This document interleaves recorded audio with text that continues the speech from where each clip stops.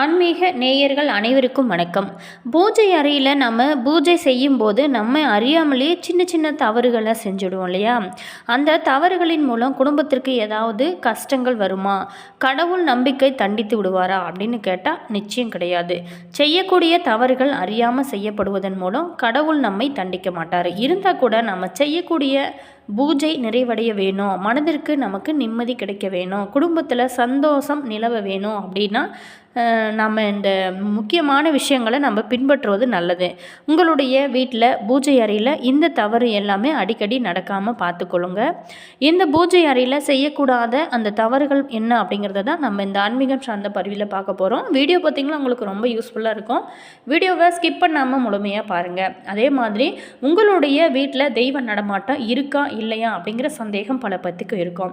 அதெல்லாம் எந்த அறிகுறிகள் மூலம் நம்ம அறிந்து கொள்வது அப்படிங்கிறத நம்ம பார்க்க போகிறோம். வீடியோவை ஸ்கிப் பண்ணாமல் பாருங்கள். வீடியோ பிடிச்சிருந்தா லைக் பண்ணுங்கள், கமெண்ட் பண்ணுங்கள், ஷேர் பண்ணுங்கள். நீங்கள் இன்னும் நம்ம இனியவள் உற்சாகம் சேனலை சப்ஸ்கிரைப் பண்ணாமல் இருந்தீங்களா சப்ஸ்கிரைப் பண்ணிட்டு கூடவே இருக்க பெல் பட்டனையுமே ப்ரெஸ் பண்ணிட்டு வாங்க வீடியோக்குள்ளே போகலாம். பூஜை அறை அப்படின்னாவே நம்ம முதல்ல கவனிக்க வேண்டிய விஷயமாக விளக்கு. சில வீட்டில் பெண்கள் விளக்கை பந்தம் போல பெரிதாக ஏற்றி வைப்பாங்க. அது முற்றிலுமே தவறுங்க. உக்கிரமான பூஜைக்கு தான் விளக்குகள் அப்படி ஏற்ற வேணும். முற்றிலுமே சாந்த நிலையில் இருக்கக்கூடிய நம்மளுடைய வீட்டு சுவாமிகளுக்கு விளக்கும் சாந்தமாகத்தான் எரிய வேணும். மல்லிகை பூ மொட்டு இருக்கும் அல்லவா, அந்த அளவுக்கு தீபம் இருந்தாலே போதும். எப்போதுமே பூஜை அறையில் தீப ஒளியில் இறைவனை தரிசனம் செய்கிறது தான் ரொம்ப சிறப்பு. சில பேர் வீட்டில் இறைவனுக்கு சீரியல் செட்டு போட்டு அலங்காரம் செஞ்சு வச்சுருப்பாங்க. அவ்வளவு மின் விளக்குகள் பூஜை அறையில் தேவை கிடையாது. இருந்தாலும் நீங்கள் பூஜை அறையில் போடலாம். ஆனால் தீபம் ஏற்றுவது இன்னும் சிறப்புங்க. கோவில் கருவறைக்கு விளக்கு எந்த அளவுக்கு அழகை கொடுக்குமோ அதே அளவுக்கு நம்மளுடைய வீட்டு பூஜை அறைக்குமே விளக்கு ஒளி தாங்க அழகை கொடுக்கும், மின் விளக்குகள் அல்ல.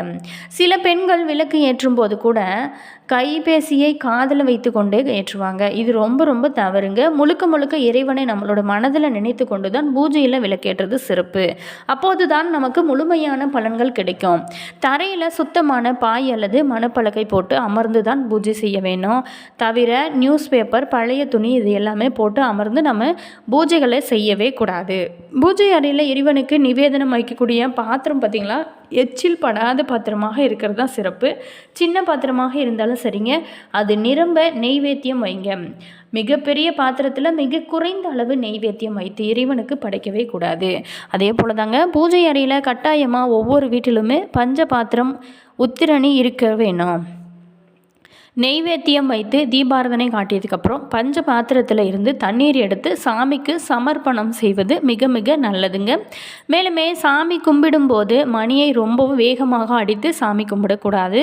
மணியை வலப்புறம் இடப்புறம் ஆட்டும்போது டங் டங் என ஓசை எழுப்போம் அல்லவா, அந்த 2 சத்தம் மட்டுமே கேட்டால் போதும். தொடர்ந்து அதே போல் மெதுவான சத்தத்தை எழுப்பி இறை வழிபாடு செய்யுங்க. கோவிலில் குருக்கள் சுவாமிகள் நிவேதனம் வைத்து ஆரத்தி காண்பிக்கும் போது அப்படி மெதுவாகத்தான் மணி அடிப்பாங்க. மேலுமே நீங்கள் கூட கவனித்து பாருங்கள். இந்த மாதிரியான விஷயங்கள்லாம் நீங்கள் சரியான முறையில் செய்யும்போது நம்மளுடைய வீட்டில் பார்த்திங்களா நிம்மதியான ஒரு சூழல் இருக்கும். நம்ம தெரியாமல் செய்யக்கூடிய சில தவறுகள் கூட நமக்கு பல பிரச்சனைகளை சந்திக்க வாய்ப்பு இருக்குது. ஸோ நீங்கள் எல்லாம் பூஜை செய்யும்போது இந்த மாதிரியான விஷயங்கள்லாம் கண்டிப்பாக கடைபிடித்து பூஜை செய்யுங்க. நல்ல ஒரு மாற்றம் இருக்கும். மேலுமே நாம் பூஜை செய்வது வீட்டில் செய்யும் சில முக்கிய காரியங்களுக்கும் வீட்டில் தெய்வ சக்தி எப்போதுமே நிலையாக இருக்க செய்யும். வீட்டை எப்போதுமே பார்த்திங்களா சுத்தமாக நறுமணம் போல் ஒரு கோவில் போல் வைத்திருக்கிறது தான் சிறப்பு. வீட்டில் தெய்வ சக்தியை ஈர்க்கும் மந்திர ஜபங்கள் இது எல்லாத்தையுமே அடிக்கடி ஒலிக்க செய்வது ரொம்ப நல்லது. வீட்டில் தெய்வீக தன்மை பாதுகாக்க என்ன செய்ய வேணும் அப்படிங்கிறத போல் என்னவெல்லாம் செய்யக்கூடாது அப்படிங்கிறதையும் அதிக அக்கறை நம்ம காட்டணும். சில தவறுகளை தவிர்ப்பதனால தெய்வங்களோட அருளை நம்மளால் பரிபூரணமாக கிடைக்கும். பூஜை அறை தவறுகளால் ஏற்படும் பாதிப்புகளை நம்ம பார்ப்போங்க. வீட்டில் இருக்கக்கூடிய மிக முக்கியமான இடங்களில் ஒன்று தான் பூஜை அறை. நம்மளுடைய வீட்டில் சந்தோஷம் நிலைத்திருக்க வேணும், நிம்மதி நிலைத்திருக்க வேணும், நோய் நொடிகள் இல்லாமல் இருக்க வேணும் அப்படின்னு நினச்சிங்களா, பூஜை அறையில் நிச்சயமாக நீங்கள் டெய்லியுமே தீபம் போட்டு நீங்கள் தூப ஆராதனை விளக்கு போட்டு டெய்லியுமே பூஜை செய்யுங்க. இது ரொம்ப ரொம்ப நல்லது. இப்படி இருக்கும்போது தெய்வ சக்தி பார்த்திங்களா குடிக்கொள்ளும். ஒரு அற்புதமான இடம் பூஜை அறை தான். வீடு சுபிட்சமாக இருப்பதற்கான மொத்த ஆற்றலுமே உருவாக இடம் அப்படிங்கிறதுனால இதனை பராமரிப்பதற்கு மட்டும் இல்லாமல் சுத்தம் செய்வதற்குமே சில விதிமுறைகள் நம்மளுடைய சாஸ்திரங்களில் சொல்லப்பட்டிருக்கு. சாஸ்திரங்களின்படி வீட்டோட பூஜை அறையை சுத்தம் செய்யும் போது சில விதிமுறைகளை கண்டிப்பாக நீங்கள் பின்பற்ற வேணும். ஏன் அப்படின்னா சில நேரங்களில் பூஜை அறையை சுத்தம் செய்யும் போது தெரியாமல் நம்ம செய்யக்கூடிய சின்ன சின்ன தவறுகள் கூட கடவுளோட கோபத்திற்கு ஆளாகிவிடும். அதோடு வீட்டில் வறுமை, துன்பம், சண்டை, நிம்மதியின்மை இது எல்லாம் போன்ற துன்பங்களுமே வர்றதுக்கு இதுதான் காரணம் அப்படின்னு கூட சொல்லப்படுது. பூஜை அறைக்கான விதிகள் தூய்மை, நறுமணம், அமைதி இது எல்லாத்தையும் இருக்கும் இடத்துல எப்போதுமே தெய்வத்தன்மையானது குடிகொள்ளும். அமைதி மேலும் வலு சேர்க்க தெய்வ சக்தியை வீட்டில் எப்போதுமே வைத்திருக்க நம்ம என்ன செய்ய வேணும் அப்படின்னு சாஸ்திரங்களில் சில விஷயங்களுமே சொல்லப்பட்டிருக்கு. பூஜை அறை அப்படிங்கிறது தெய்வீக ஆற்றல் குடிகொள்ளும் ஒரு அற்புதமான இடம் அப்படிங்கிறதுனால இதை சரியான திசையில் சரியான முறையில் அமைப்பதும் பராமரிப்பதும் ரொம்ப முக்கியம். வீட்டில் ஈசான்ய மூலை எனப்படும் வடகிழக்கு திசையே பூஜை அறை அமைக்க ஏற்ற ஒரு திசை. கிழக்கு மற்றும் வடக்கு திசைகள் மங்களகரமானதாக சொல்லப்படுது. இந்த இடத்தை நீங்கள் சுத்தம் செய்யும் போது செய்யக்கூடாத தவறுகள் முழுமையாக பார்க்க போகிறோம். சாஸ்திர முறைகளின்படி இரவில் சுத்தம் செய்யவே கூடாதுங்க. வீட்டில் இருக்கக்கூடிய பூஜை அறையை இரவில் ஒருபோதுமே சுத்தம் செய்யக்கூடாது. உண்மையிலேயே மாலை ஆரத்திக்கு பிறகு கடவுள் ஓய்வெடுக்க வேண்டிய ஒரு நேரம் அல்லவா? அந்த நேரத்தில் நம்ம சுத்தம் செய்வது கடவுளோட தூக்கத்தை கெடுக்கும் தவறுகளாக கூட கோவிலை இரவில் சுத்தம் செய்யக்கூடாது. அதோடு அந்த சமயத்தில் சுத்தம் செஞ்சு குப்பைகளை வெளியேற்றும் போது வீட்டில் இருக்கக்கூடிய தெய்வ சக்திகள் நீங்குவதற்கு வாய்ப்பு அதிகமாக இருக்குது. அது மட்டும் இல்லாமல் இரவில் வீட்டை சுத்தம் செய்வதனால மகாலட்சுமியின் கோபத்திற்கும் ஆளாக வேண்டிய சூழலானது அமையும். எனவே நம்ம இந்த மாதிரியான விஷயங்கள்லாம் தவிர்ப்பது ரொம்ப நல்லது. ஏகாதசி திதி மற்றும் வியாழக்கிழமைகளில் பூஜை அறையை மறந்தும் கூட நீங்கள் சுத்தம் செய்யாதீங்க. இந்த நாட்கள் பூஜை அறையை சுத்தம் செய்வது வீட்டில் வறுமையை துர்தஷ்டத்தையும் ஏற்படுத்தும். இது பெருமாள் வழிபாட்டுக்கு அவரோட அருளை பெறுவதற்கான மிக முக்கியமான ஒரு விரத நாள் தாங்க இந்த நாள். அதே போல் தாங்க வியாழக்கிழமை மங்களங்களை அருளும் குரு பகவானுக்குரிய ஒரு நாள்.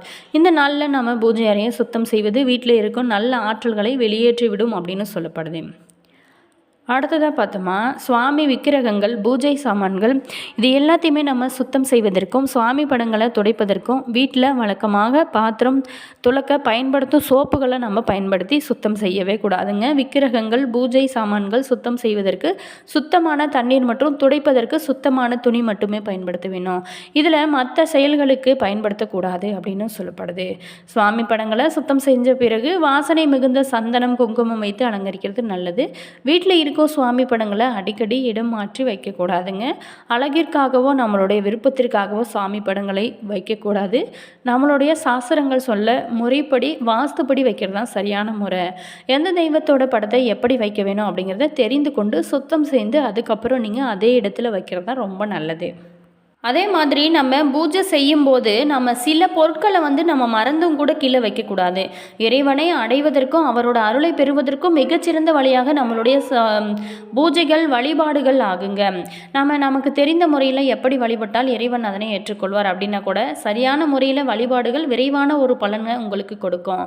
நாம் பக்தி சிரத்தையும் பூஜைகள் செஞ்சாலும் நம்மையும் அறியாமல் சில தவறுகளை செஞ்சு விடுவது இருக்குது.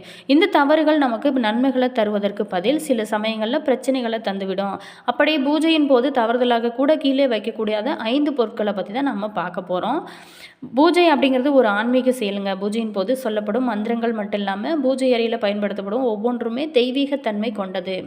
முதல்ல பார்த்தோமா நம்மளுடைய வீடுகளில் சங்கில் வலம்புரி சங்கு, இடம்புரி சங்குகள் 2 தெய்வீகத்தன்மை வாய்ந்தது.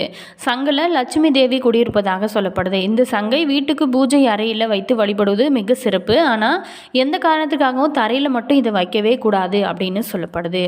அடுத்ததாக பார்த்தோமா விளக்கு. ஒவ்வொருவரது வீட்டிலுமே காலை மாலையில் விளக்கேற்றுவது வழக்கம். குத்து விளக்கு அல்லது காமாட்சி விளக்குன்னு மனைப்பழக்கில் அல்லது பித்தளை தட்டில் வைத்து தான் நீங்கள் தீபம் ஏற்றுவது ரொம்ப சிறப்பு. அகல் விளக்காக இருந்துச்சு அப்படின்னா அதை தரையில் வைத்து பூஜை செய்யக்கூடாது. மாறாக இதனை ஒரு சுத்தமான துணியின் மேல் வைத்து நீங்கள் தீபம் ஏற்றலாம். இதுதான் சரியான முறையாகவும் சொல்லப்படுது.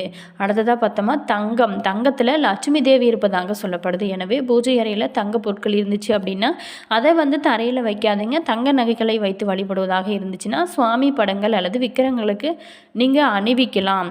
அப்படி இல்லை என்றால் ஏதாவது ஒரு பெட்டியில் வைத்து அதனை வழிபட வழிபடலாம். அதனை விடுத்து வெறும் தரையில் வைத்து வழிபட்டோம் அப்படின்னா வாழ்க்கையிலும் தொழிலிலும் பலவிதமான பிரச்சனைகளை சந்திக்கவும் வாய்ப்பு இருக்குது. கவனமாக இருங்க. All viewers, thank you.